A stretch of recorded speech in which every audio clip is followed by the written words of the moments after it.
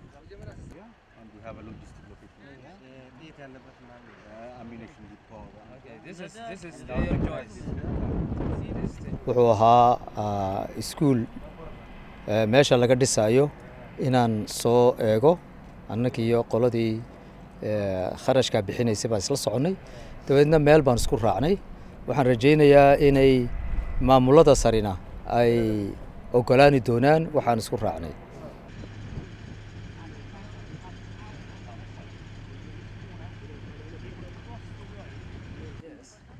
Built what there, what do we call a disco.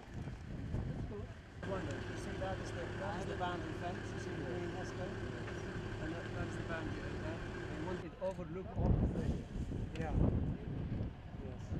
Let the architecture say.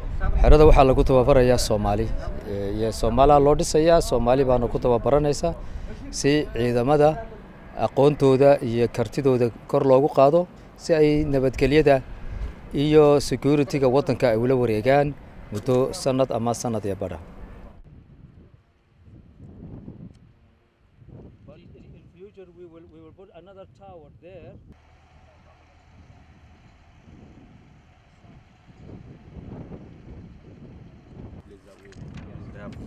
So let us show us this one. Okay. We'll We are here in Yeah.